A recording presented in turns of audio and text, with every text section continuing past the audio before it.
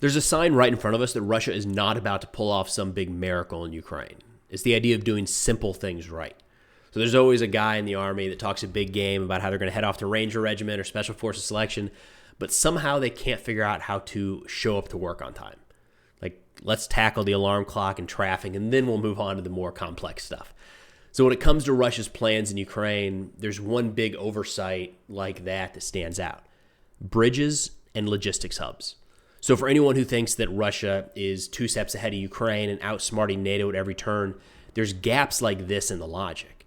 And there are a bunch of reasons why people point to as why Russia isn't necessarily the force we thought they were. One of those is the lack of air superiority. That's unexpected and a pretty big fail by Russia, but technically they are an artillery-focused force, so it's fair to say that air power has never factored into their planning like it would ours. Territorial changes is another. Shouldn't the second best army in the world be making more progress than this? And I'm sure Russia wishes that they've been able to push through as they pleased, but this fallback to the war being about demilitarization, not territory, does sort of fill that gap.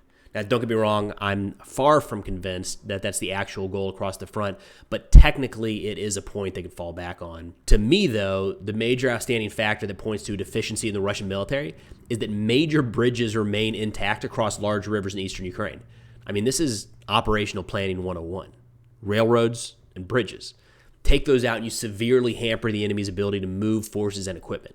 It's the sort of forward thinking that doesn't have like an immediate short-term impact on the battlefield, but medium and long-term can heavily shift the balance of the fight. So pick your poison. Why are these bridges still intact? Best case for Russia here is that Ukraine has layered air defenses around the bridges, and they've been nearly perfect protecting them for over a year. Of course, that kind of aerial lockdown of multiple fixed locations doesn't paint the Russian Air Force in a very positive light at all. Now, you and I can find these bridges on Google Earth, and they tend to not move, so their location isn't exactly a secret. Those bridges have been there from the start, so even if the reports of Russia running low on certain munitions is true, they've had a year to hit them. Early in the war, like a couple months in, I brought up this point about the bridges, and there were a bunch of comments saying that Russia was keeping them intact because they needed them to be able to cross as they pushed their advance across Ukraine in the next couple weeks. But that ship has sailed and did quite a while ago.